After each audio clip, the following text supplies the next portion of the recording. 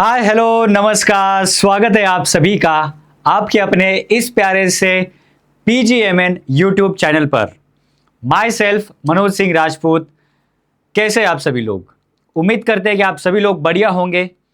हम लेके आए हैं आप सभी के लिए एक बहुत ही इंटरेस्टिंग सीरीज, जिसमें हम हर एक चैप्टर को पढ़ने से पहले उसका जो बेसिक है उसको यहाँ पर इस सीरीज में जानने की कोशिश कर रहे हैं। मतलब ये इतनी बढ़िया चीज़ है, आपको इससे ना चीज़ें इतनी आसान लगने लगेगी कि आपकी ज़िंदगी पूरी मतलब सॉर्टेड हो जाएगी। और मैं सच में आप लोगों से थोड़ा सा ऐसे मेरे को थोड़ा सा जेलसी फील हो रही है, क्योंकि अगर मैं स्टूडेंट होता और उस टाइम पे अगर मेरे को ऐसी कुछ चीज़ मिलती तो मैं क्या से क्या कर लेता, है ना? तो थोड़ा सा आप ये इसके बारे में सोचिए कि आपको क्या चीज़ मिल रही है ना? इस सीरीज़ के द्वारा आपको कितनी हेल्प होगी, इसके बारे में आप सोच भी नहीं सकते।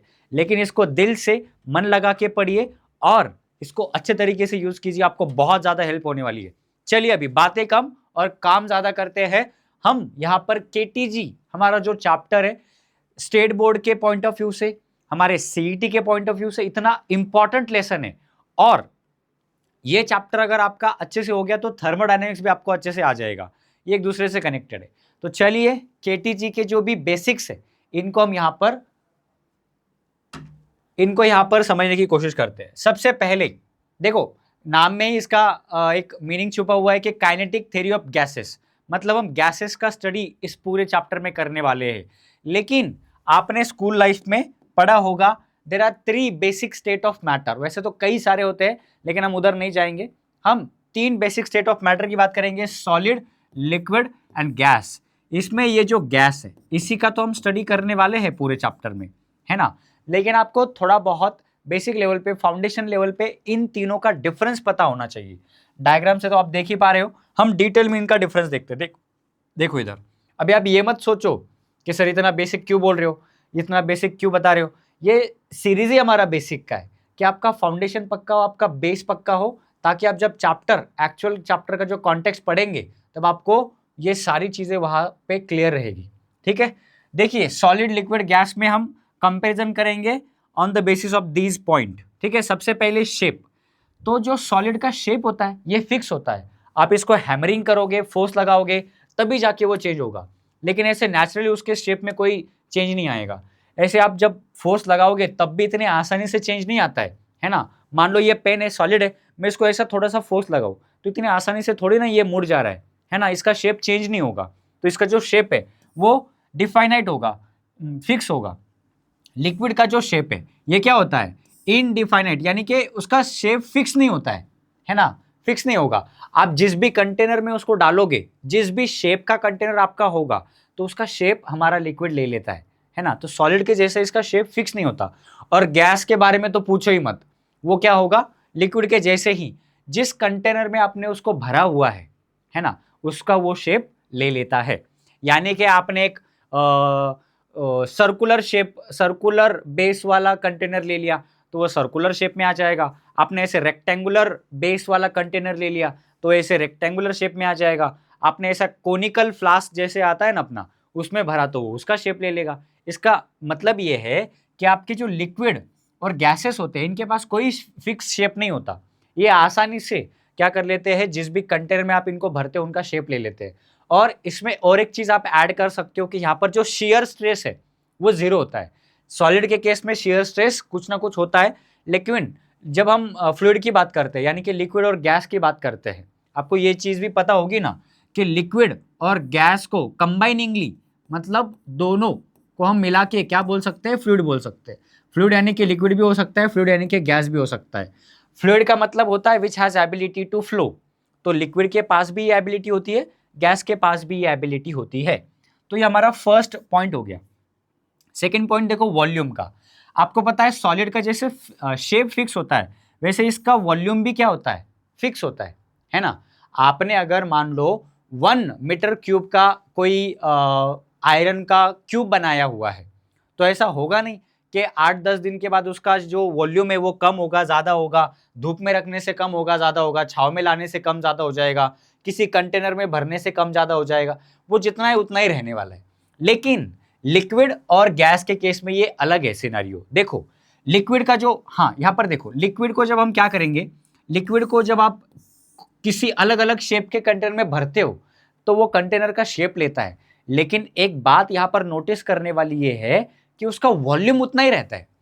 आपने 1 लीटर मान लो वाटर लिया या फिर मिल्क ले लिया, आप उसको अलग अलग शेप के कंटेनर में भरो, वो अलग अलग कंटेनर का जो भी शेप रहेगा उस शेप को ऑक्यूपाई कर लेगा, लेकिन उसका वॉल्यूम उतना ही रहेगा, कितना, 1 लीटर, है ना, या फिर 1 मीटर क्यूब। वो वॉल्यूम उसका फिक्स रहता है, शेप भले ही चेंज होगा लेकिन वॉल्यूम फिक्स रहता है। यहाँ पर शेप भी फिक्स है और वॉल्यूम भी फिक्स है। यहाँ पर शेप फिक्स नहीं है लेकिन वॉल्यूम फिक्स है, और यहाँ पर तो दोनों भी चीजें फिक्स नहीं है ना, शेप भी कंटेनर में जो है वो ले लेगा। और इंटरेस्टिंगली गैस को अगर आप किसी एक क्यूबिकल शेप के कंटेनर में भरते हो और उस क्यूबिकल कंटेनर का वॉल्यूम अगर 1 मीटर क्यूब है तो आपका गैस का वॉल्यूम भी 1 मीटर क्यूब हो जाएगा। उतना ही गैस आपने 1 लीटर गैस, या फिर क्या बोल सकते हैं अपन, 1 मीटर क्यूब वॉल्यूम वाला गैस आपने है ना 10 मीटर क्यूब वाले कंटेनर में भर दिया तो उसका पूरा शेप ले लेता है। गैस के पास ये खास एबिलिटी होती है, वो इस तरीके का बिहेवियर शो करता है कि आप जितने भी बड़े कंटेनर में भरोगे, आपने छोटा सा 1 kg CNG लाया, मान लो आपने पेट्रोल पंप से क्या किया, 1 kg CNG लाया टैंक में भर के, और उसको आपके बड़े से हॉल में, बड़े से रूम में आपने उसको रिलीज कर दिया, तो क्या वो 1 kg CNG 1 kg रहेगा? नहीं, वो पूरे रूम का वॉल्यूम ऑक्यूपाई कर लेता है। तो कितना इंटरेस्टिंग है, वह जो सॉलिड है उसका शेप और उसका जो वॉल्यूम है वो फिक्स रहता है। लिक्विड का शेप फिक्स नहीं होता, वो कंटेनर का शेप लेता है लेकिन वॉल्यूम उसका फिक्स रहता है। और गैस में इंटरेस्टिंगली शेप भी कंटेनर का हो जाता है और वॉल्यूम, जितना वॉल्यूम कंटेनर का होगा वो उतना वॉल्यूम ले लेता है। आई होप आपको ये समझ में आया होगा। पार्टिकल के अरेंजमेंट की बात करते हैं। सॉलिड आप देखो यहाँ पर डायग्राम में कि कितने क्लोजली पैक है, ऐसे एकदम मजबूती से जुड़े हुए हैं, फेविकॉल का जोड़ है, टूटेगा नहीं, है ना। तो वैसे है सॉलिड, ओके, एकदम बिल्कुल कॉम्पैक्ट, कॉम्पैक्ट है, ऐसे एक दूसरे से जुड़े हुए हैं, घट्ट पकडून ठेवले त्यांनी एकमेकाला, है ना, वेरी क्लोजली पैक्ड। ठीक है, लिक्विड के क्या होते हैं, इसके कंपैरिजन में थोड़े से लूजली पैक होते हैं, थोड़े से दूर होंगे। देखो यहाँ पर डायग्राम में आपको थोड़ा सा इमेजिन कर पाओगे आप, लूजली पैक होते हैं ये। और जो गैस के मॉलिक्यूल्स होते हैं, गैस के पार्टिकल्स होते हैं, ये मतलब पुअरली बाउंडेड होते हैं, बहुत ज्यादा दूर दूर होते हैं एक दूसरे से, वेरी फार अपार्ट, है ना, एक दूसरे से बहुत दूर होते हैं, इससे बहुत ज्यादा जगह होती है उनके बीच में। ठीक है, यहाँ पर हम और एक पॉइंट ऐड कर सकते हैं कि इनका जो इंटरमॉलिक्यूलर फोर्स ऑफ अट्रैक्शन है, हाँ दिया हुआ है यहाँ पर, ये देखो, इसके साथ साथ हम ये पॉइंट डिस्कस कर लेते हैं। ये क्लोजली पैक होने का रीजन क्या है इसका, क्योंकि उनमें जो इंटरमॉलिक्यूलर फोर्स ऑफ अट्रैक्शन है, IMFA इसको हम बोलते हैं, इंटरमॉलिक्यूलर फोर्स ऑफ अट्रैक्शन, ये बहुत ज्यादा स्ट्रांग होता है, इसलिए ये सॉलिड क्या होता है, वेरी टाइटली पैक्ड होता है। इंटरमीडिएट होता है लिक्विड के केस में, intermolecular force of attraction in case of liquid कैसा होता है, इंटरमीडिएट होता है, ना बहुत कम ना बहुत ज्यादा। ठीक है, और गैस में ये सबसे वीक होता है, सबसे कम होता है इंटरमॉलिक्यूलर फोर्स ऑफ अट्रैक्शन, इसलिए ये लूजली बाउंडेड होते हैं, बहुत बहुत दूर प्लेस होते हैं एक दूसरे से। ठीक है, कॉम्प्रेसिबिलिटी की बात कर लेते हैं। सॉलिड में यहाँ पर निग्लिजिबल है लिखा हुआ, लेकिन नो कॉम्प्रेसिबिलिटी, यहाँ पर कोई कॉम्प्रेसिबिलिटी नहीं होती है।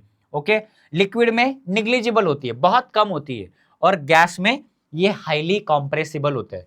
कॉम्प्रेसिबल का मतलब क्या, कि आप उसको दबा के एक छोटे से वॉल्यूम में कन्वर्ट कर सकते हो। जैसे आपने 1 kg जो CNG है वो रूम में छोड़ दिया तो वो पूरे रूम में फैल चुका है। अभी वो बात अलग है कि हम उनको फिर से ऐसे जमा नहीं कर सकते, लेकिन हमने उसको समेटा, पूरा एक जगह पे लाया, तो फिर से वो 1 kg में कॉम्पैक्ट हो जाएगा, है ना, तो हमने उसको कॉम्प्रेस कर लिया।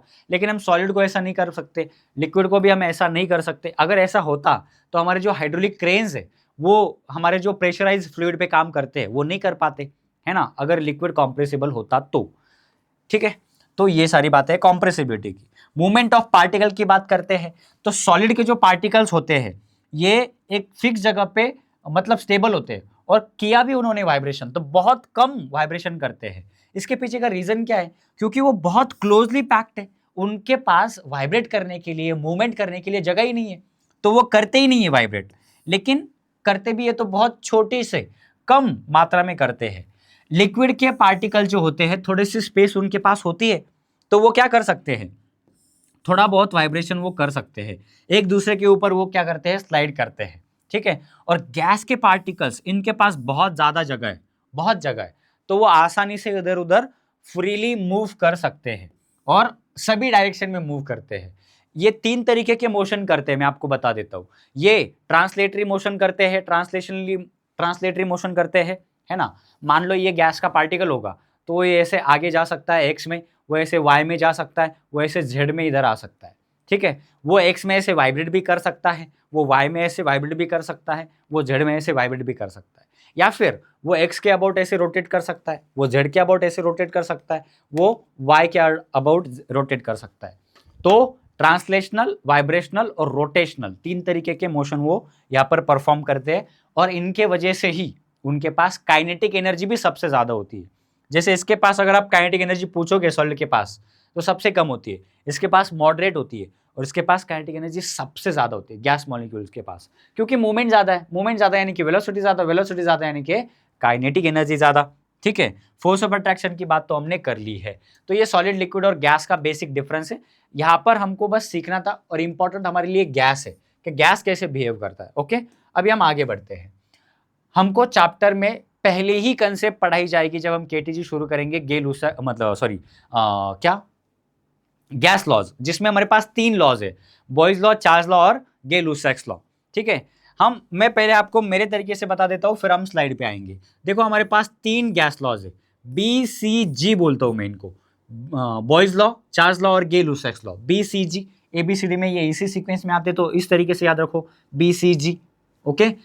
और हमारे पास आइडियल गैस इक्वेशन है। अभी वो बात अलग है कि ये तीनों को मिलाते जब हम हैं तब ये इक्वेशन बनता है, लेकिन मैं इसको याद रख के इन तीनों को याद रखता हूं, उल्टा रिवर्स इंजीनियरिंग किया है हमने, ठीक है। देखो इधर PV is equal to NRT, पहले हम क्या करेंगे, P और V का रिलेशन लिखेंगे, T को कांस्टेंट रखेंगे, ये दोनों तो वैसे भी कांस्टेंट है, हम पहले P और V का रिलेशन लेंगे, ठीक है, T को कांस्टेंट रख के, फिर हम V और T का रिलेशन लेंगे और उस टाइम पे हम P को कांस्टेंट रखेंगे, ठीक है। और फिर हम सीधा प्रेशर से T का रिलेशन लेंगे, प्रेशर का टाइम के टेम्परेचर के साथ रिलेशन लेंगे और V को कांस्टेंट रखेंगे, ठीक है। तो पहले केस में बॉयज लॉ का कहना है कि जो प्रेशर और वॉल्यूम है इनके बीच में इनवर्सली प्रोपोर्शनल का रिलेशन है, pressure is inversely proportional to volume, या फिर आप उल्टा बोल दो कि volume is inversely proportional to pressure. देखो यही यहां पर हमको बताया गया, ठीक है।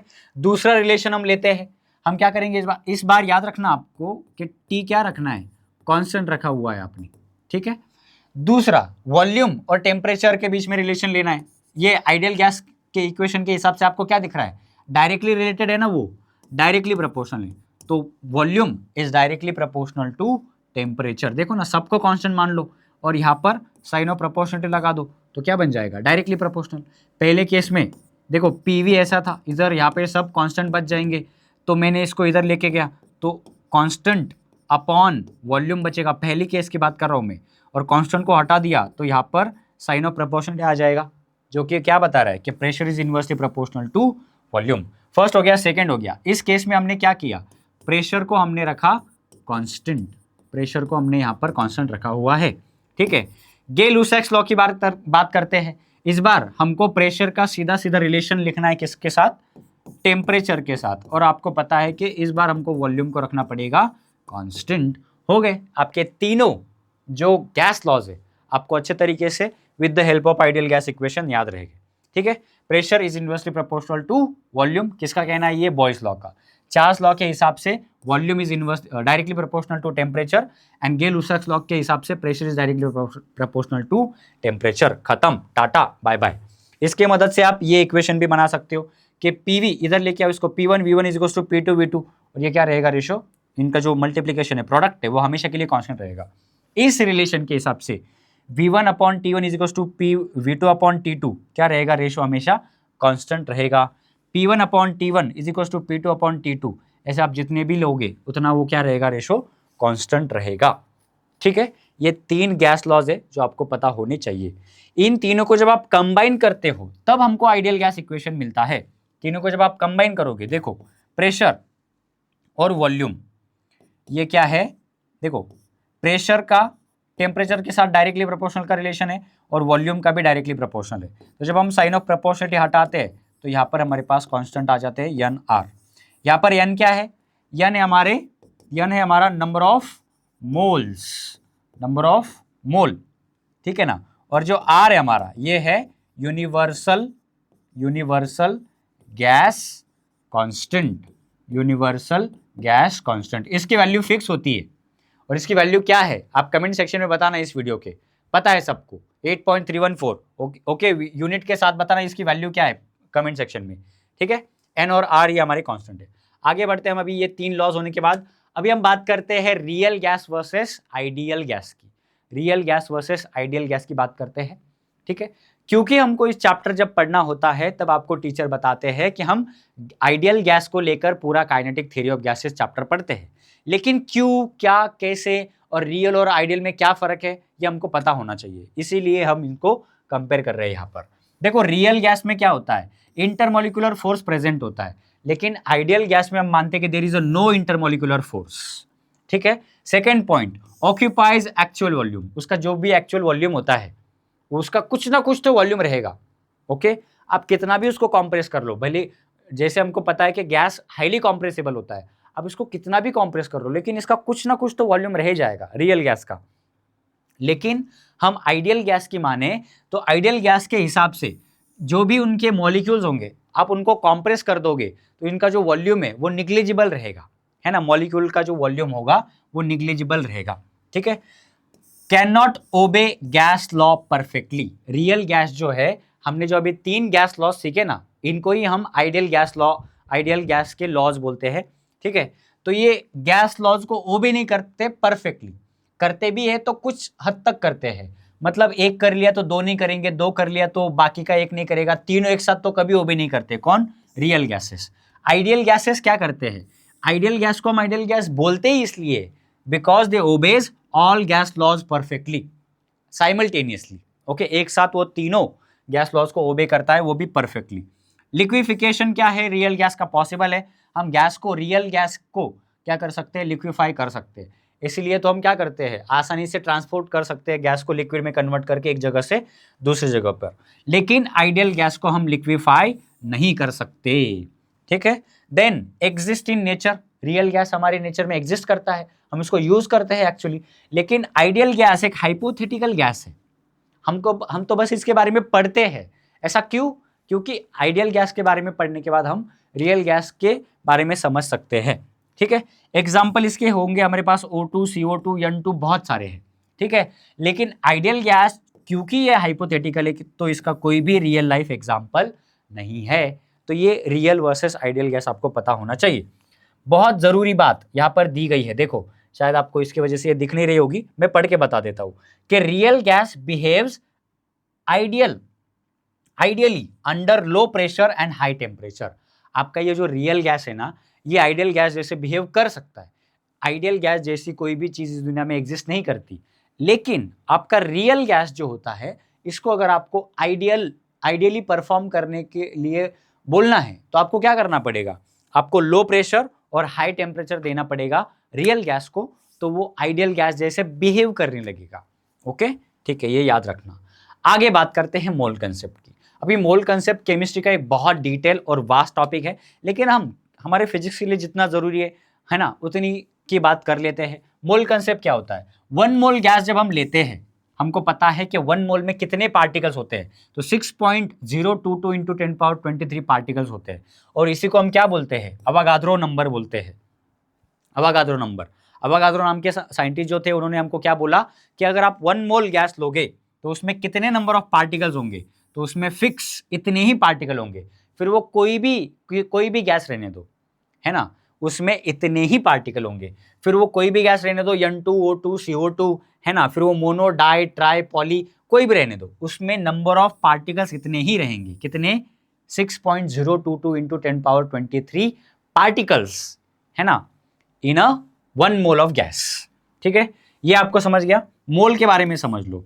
Amount of substance containing Avogadro number of particles, ठीक है। और कुछ बातें आपको समझनी है, देखो मैं यहां पर समझाता हूं आपको। कुछ फॉर्मूलेज हमको पता होना चाहिए, जैसे नंबर ऑफ मोल्स को हम n से डिनोट करते हैं, n क्या है हमारा, नंबर ऑफ मोल्स। इसके 2 फॉर्मूले ना याद रख लो, बहुत जरूरी है, वेरी वेरी इंपॉर्टेंट। एक है हमारे पास मास, गिवन मास, इन ग्राम अपॉन मोलार मास, ये एक फॉर्मूला है। यहां से आप मोलार मास का फॉर्मूला बना सकते हो। मोलार मास का फॉर्मूला क्या बनेगा आपका, यहां से पहले मैं ऐसे लिख देता हूं, वेयर एन तो आपको पता है नंबर ऑफ मोल्स होते हैं, कैपिटल एम क्या है हमारा, मास इन ग्राम, ये मास इन ग्राम होता है, ओके। और जो एम नॉट होता है ये क्या होता है हमारा, ये होता है मोलार मास। मैं आपको और एक मास बताने वाला हूँ, मॉलिक्यूलर वेट के बारे में मैं बताने वाला हूँ आपको, ठीक है। मॉलिक्यूलर वेट और मोलार मास और मास इन ग्राम, इन तीनों में मैं आपको फर्क बताऊंगा, ठीक है। पहला ये फॉर्मूला याद रखो, इसका बहुत जरूरी फॉर्मूला है, ये इंपॉर्टेंट है बहुत ज्यादा, ठीक है। मैं इसको घर बना देता हूँ ताकि कहीं भाग ना जाए ससुरा, ठीक है। और एक फॉर्मूला याद रखो नंबर ऑफ मोल्स का, वो होता है N upon N A, okay. Where small n तो आपको पता है क्या है, नंबर ऑफ मोल्स है। n आपको पता है क्या है, number of particles, number of particles, total number of particles, जितना भी आपके पास गैस है उस गिवन गैस में कितने नंबर ऑफ पार्टिकल्स है वो हम n से दिखाएंगे, कैपिटल n से, बड़ो n से। और ये कैपिटल n क्या है, ये आपको पता है अवागाद्रो नंबर है, ये अवागाद्रो नंबर, ठीक है।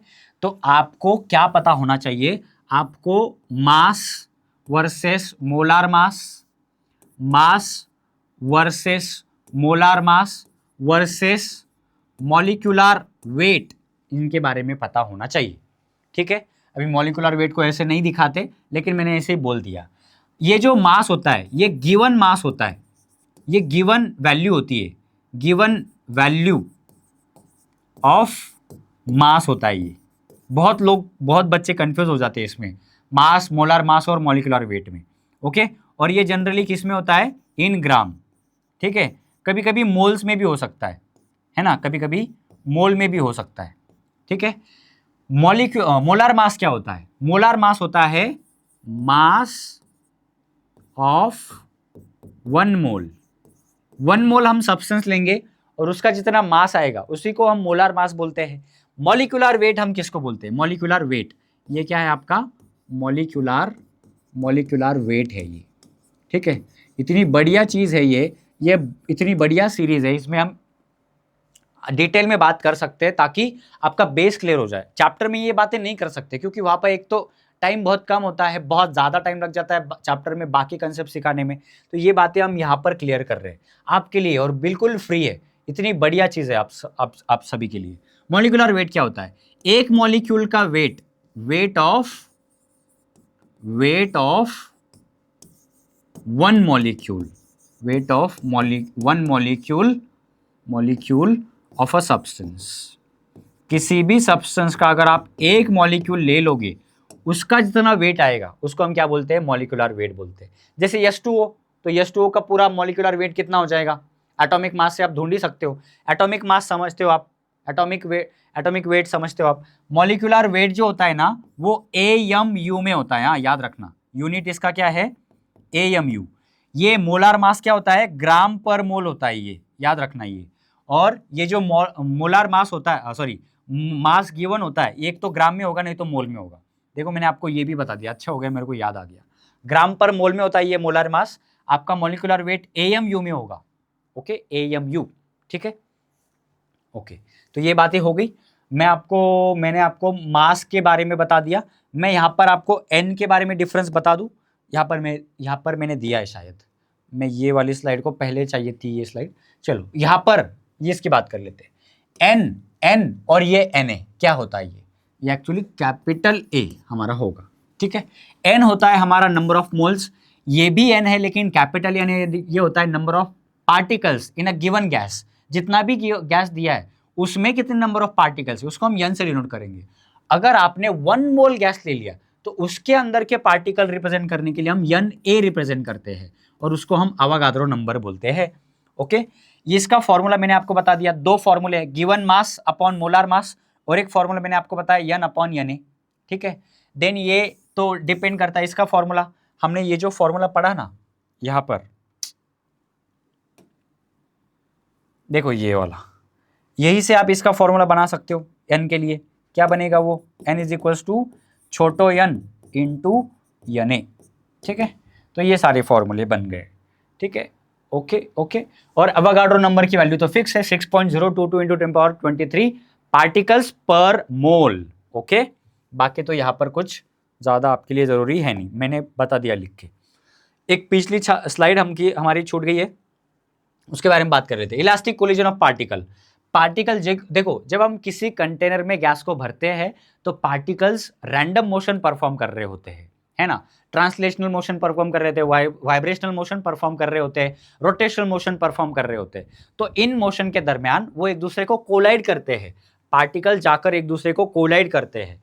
तो जब कोलिजन होता है तब हमको पता होना चाहिए कि वहां पर क्या होता है, मोमेंटम कंजर्व्ड होता है, वहां पर काइनेटिक एनर्जी कंजर्व होती है सिस्टम की, है ना।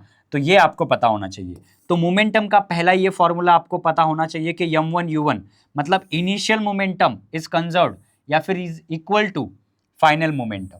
ये इनिशियल मोमेंटम है और ये फाइनल मोमेंटम है। मोमेंटम क्या होता है, मास इनटू वेलोसिटी, है ना। तो इनिशियल मोमेंटम क्या आएगा, दो पार्टिकल्स की हम बात कर रहे हैं तो m1u1 plus m2u2 is equal to m1v1 plus m2v2।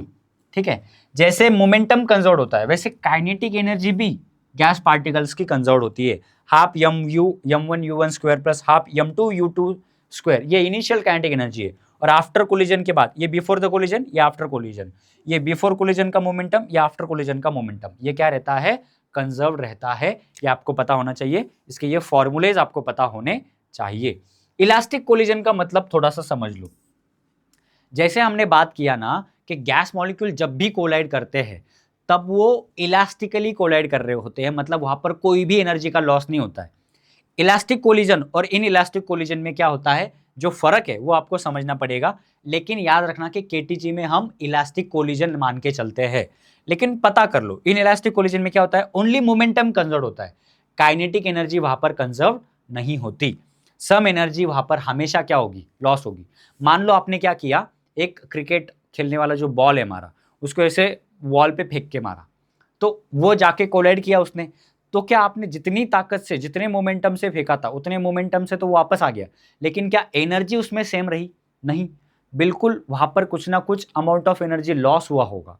तो इसको हम इनइलास्टिक कोलिजन बोलते हैं। लेकिन हम ऐसा मानेंगे हमारे केटीजी में कि कोलिजन जो हो रहा है पार्टिकल्स के बीच में, ये कैसा कोलिजन है, ये एक इलास्टिक कोलिजन है।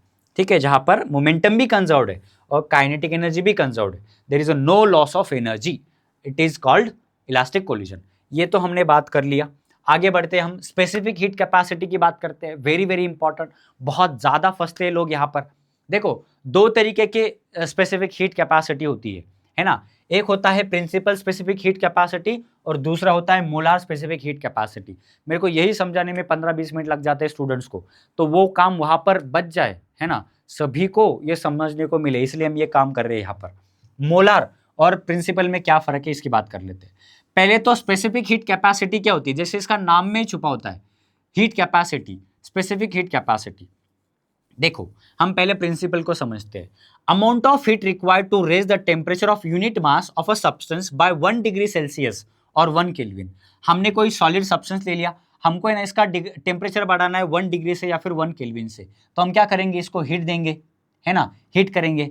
तो कितना अमाउंट ऑफ हीट इसको लगेगा 1 केल्विन या फिर 1 डिग्री टेम्परेचर बढ़ाने के लिए, उसी को हम क्या बोलते हैं, उसका specific principle specific heat capacity बोलते हैं। लेकिन याद रखना, हमने जो सब्सटेंस लिया वो किस में है, यहाँ पर मास उसका केजी में है ना, मास उसका केजी में है। लेकिन हम गैस के लिए तो ये चीज अप्लाई नहीं कर सकते, क्योंकि गैस तो हम मोल में मेजर करते हैं, इसलिए हमको गैस के लिए अलग से स्पेसिफिक हीट कैपेसिटी बनानी पड़ी, जिसको हम क्या बोलते हैं, मोलार स्पेसिफिक हीट कैपेसिटी। तो प्रिंसिपल स्पेसिफिक हीट कैपेसिटी को हम एस से डिनोट करते हैं, दोनों का यूज होगा हमारे लिए। ठीक है, एस का फॉर्मूला हमारे पास Q upon M into delta T, जहां पर क्यू क्या है, अमाउंट ऑफ हीट सप्लाइड, यम क्या है, मास, है ना, जो भी हमने सब्सटेंस लिया उसका मास, और डेल्टा टी क्या है, टेम्परेचर, राइज इन टेम्परेचर। ठीक है, इसका यूनिट होता है joule per KG per kelvin, joule per KG per kelvin. इतना बढ़िया है। Then molar specific heat capacity, ये किसके लिए होगा, जैसे ये सब्सटेंस के लिए होगा, सॉलिड सब्सटेंस जिसको हम केजी में मेजर कर सकते हैं, तो मोलार स्पेसिफिक हीट कैपेसिटी जिसको हम सी से डिनोट करते हैं, ये किसके लिए होगा, स्पेसिफिकली गैस के लिए, जिसको हम मोल्स में मेजर करते हैं। तो इसका डेफिनेशन क्या बन जाता है, amount of heat required to raise the temperature of 1 mole of substance by 1 degree Celsius और 1 केल्विन। तो इसका फॉर्मूला है, कुछ भी अलग नहीं है, बस यहाँ पर मास के जगह पे m आया है ना, तो यहाँ पर नंबर ऑफ मोल्स हम ले लेते हैं n, और उसका यूनिट भी वैसा ही, जूल पर मोल पर केल्विन। ठीक है, तो इतनी बढ़िया ये चीज है, ये आपको पता होना चाहिए। बाकी और कुछ चीजें इसमें मेयर्स रिलेशन वगैरह है, लेकिन फिलहाल हम इसको नहीं पढ़ेंगे, वो हम केटीजी चैप्टर जब पढ़ेंगे तब वहां पर बात करेंगे। हम बस फंडामेंटल बेसिक चीजों की बात कर रहे हैं। डिग्रीज ऑफ फ्रीडम की बात करते हैं, अभी ये भी चैप्टर का कंसेप्ट है, लेकिन पढ़ लेते हैं थोड़ा बहुत इसके बारे में। हम स्पेसिफिकली मोनोएटॉमिक, डायएटॉमिक और पॉलीएटॉमिक की बात अगर करते हैं, तो डिग्रीज ऑफ फ्रीडम बेसिकली क्या होता है, इसके नाम में ही छुपा है फ्रीडम। फ्रीडम मतलब क्या, स्वातंत्र्य। कशाचं स्वातंत्र्य पाहिजे, तर फिरण्याचं, मोशन करण्याचं स्वातंत्र्य। तो मूवमेंट का जो फ्रीडम होता है पार्टिकल के पास, इसी को हम डिग्री ऑफ फ्रीडम की मदद से बताते हैं। देखो इधर मोनोएटॉमिक गैस की जब हम बात करेंगे, मान लो ये मोनोएटॉमिक गैस का मॉलिक्यूल है, पार्टिकल है, ये क्या कर सकता है, ये ऐसे एक्स में चल सकता है, आगे एक्स में मूवमेंट कर सकता है, ये वाई में मूवमेंट कर सकता है, और ये जेड में मूवमेंट कर सकता है, मोनोएटॉमिक है। तो इसके पास कितने डिग्रीज ऑफ फ्रीडम हो गए, इसके पास 3 ट्रांसलेशनल डिग्रीज ऑफ फ्रीडम हो गए। ये जो अभी एक्स में चला, वाई में चला और जेड में चला, इसके वजह से इसके पास क्या आ गए, तीन ट्रांसलेशनल डिग्रीज ऑफ फ्रीडम आ गई। लेकिन ये एक जगह पे ऐसे रोटेट करेगा, एक्स के अबाउट, वाई के अबाउट तो और जेड के अबाउट, तो इसका कुछ फर्क पड़ेगा नहीं। तो कोई भी रोटेशनल डिग्रीज ऑफ फ्रीडम इसके पास नहीं है, रोटेशनल डिग्रीज ऑफ फ्रीडम इसके पास नहीं है, और ये वाइब्रेट भी नहीं करता, तो वाइब्रेशनल डिग्रीज ऑफ फ्रीडम भी इसके पास नहीं है। इसके पास जो 3 डिग्रीज ऑफ फ्रीडम है, वो किसके वजह से है, वो ट्रांसलेशनल डिग्रीज ऑफ फ्रीडम है। देन हम जब डायएटॉमिक की बात करते हैं, डायएटॉमिक का मतलब ऐसे गैस के मॉलिक्यूल्स जो 2 एटम से मिलकर बने हैं, जैसे कि O2, N2, H2, ये सारे डायएटॉमिक है। मोनोएटॉमिक के एग्जांपल यहाँ पर दिए, देखो हीलियम, नियॉन, आर्गॉन, है ना, ये सारे inert gases. N2, O2, H2 हमारे क्या है, डायएटॉमिक के एग्जांपल है। डिग्रीज ऑफ फ्रीडम यहाँ पर बताए, देखो 5, लेकिन मैं आपको बता दूं थोड़ा सा डिटेल में, ये 5 होता है, लेकिन किसके लिए, 5 होता है हमारा नॉन रिजिड के लिए। नॉन रिजिड डायएटॉमिक जब हम लेंगे, रिजिड जब हम लेंगे, क्या लेंगे, रिजिड डायएटॉमिक गैस मॉलिक्यूल लेंगे, रिजिड डायएटॉमिक गैस मॉलिक्यूल, तब उसके पास डिग्रीज ऑफ फ्रीडम कितने होंगे, 5। 3 ट्रांसलेशनल और 2 वाइब्रेशनल, 2 रोटेशनल, 3 ट्रांसलेशनल और 2 रोटेशनल डिग्रीज ऑफ फ्रीडम होंगे। ऐसे टोटल 5 डिग्रीज ऑफ फ्रीडम होंगे किसके पास, रिजिड डायएटॉमिक गैस मॉलिक्यूल के पास। अभी यहां पर मैं आपको बता दूं कि जब नॉन रिजिड की बात होगी, नॉन रिजिड की, तो नॉन रिजिड के केस में 3 translational plus 2 vibrational plus 3 translational, 2 rotational, और एक क्या होता है, एक होता है vibrational degrees of freedom.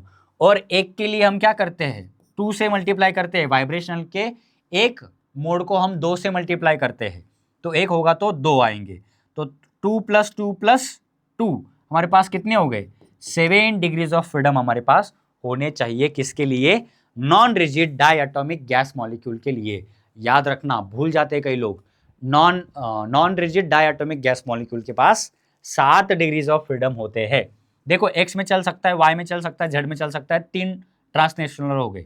Rotational कैसे होंगे, देखो ये एक बार ऐसे होगा मान लो, तो ये एक्स एक्सिस के अबाउट ऐसे रोटेट कर सकता है, ठीक है, और ये ऐसा है तो ये वाई एक्सिस के अबाउट भी ऐसे रोटेट कर सकता है, ऐसे रोटेट कर सकता है, या फिर ऐसे वर्टिकल और हॉरिजॉन्टल प्लेन में रोटेट कर सकता है।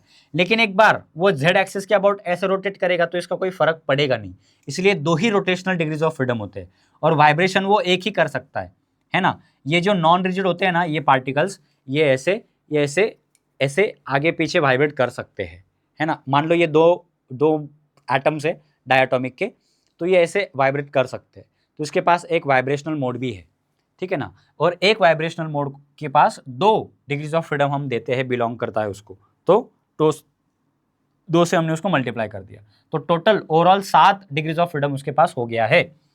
पॉलीएटॉमिक की बात करते हैं, जहां पर 2 से ज्यादा एटम्स एक साथ आके गैस मॉलिक्यूल बनाते हैं, तो CO2, CH4, ये जो गैसेस है हमारे पास, ठीक है। इसका ये जो डिग्रीज ऑफ फ्रीडम है, थोड़ा सा यहाँ पर मिस्टेक हुआ है, तो यहाँ पर इसका जो डिग्री ऑफ फ्रीडम है मैं आपको बता देता हूँ कि 3 ट्रांसलेशनल, 2 रोटेशनल और यहाँ पर F वाइब्रेशनल मोड होते हैं, है ना। देखो 3 ट्रांसलेशनल प्लस 3 रोटेशनल, मैंने पहले 2 बोला शायद ना, 3 होते हैं, 3 रोटेशनल होते हैं, प्लस F वाइब्रेशनल मोड होते हैं, F वाइब्रेशन होता है। तो टोटल इसके पास 6 प्लस F, क्या 6 plus 2F, actually 6 plus 2F degrees of freedom होता है। कितना? 6 प्लस 2F। सर ये 6 तो समझ में आ गया, 3 ट्रांसलेशनल 3 रोटेशनल, 2F क्यों लिया? F वाइब्रेशनल मोड होता है, और हमने अभी सीखा कि जितने भी वाइब्रेशनल मोड होते हैं उसको हम 2 से मल्टीप्लाई कर देते हैं। तो F वाइब्रेशनल होगा तो इसको हम 2 से मल्टीप्लाई करेंगे, तो 2F, ठीक है ना। तो इसके पास जो पूरा ओवरऑल डिग्रीज ऑफ फ्रीडम कितना होता है? तो 6 प्लस 2F। वैसे पॉली एटॉमिक आपके सिलेबस में नहीं है, लेकिन सीईटी में शायद पूछ लिया जाए तो आपको पता होना चाहिए 6 प्लस 2F।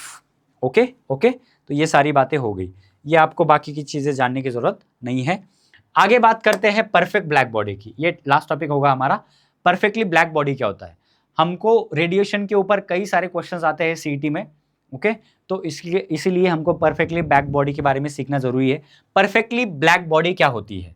देखो कोई भी बॉडी अगर वो 100% रेडिएशन को एब्जॉर्ब करती है, वो बात अलग है कि ऐसा कोई भी बॉडी नहीं कर सकती, लेकिन अगर ऐसा कोई बॉडी कर सकती है कि उसके ऊपर पड़ने वाले जितने भी लाइट की रेडिएशंस है उसको वो एब्जॉर्ब कर ले रहा है 100%, तो हम उसको बोलते हैं perfectly black body.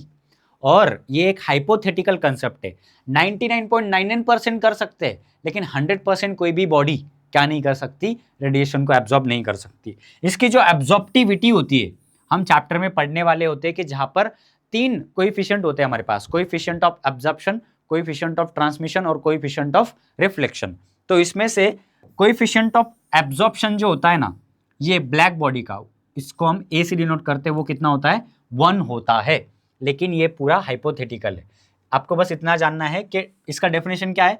Perfect black body is an ideal body that absorb all incident radiation of every wavelength without reflecting any.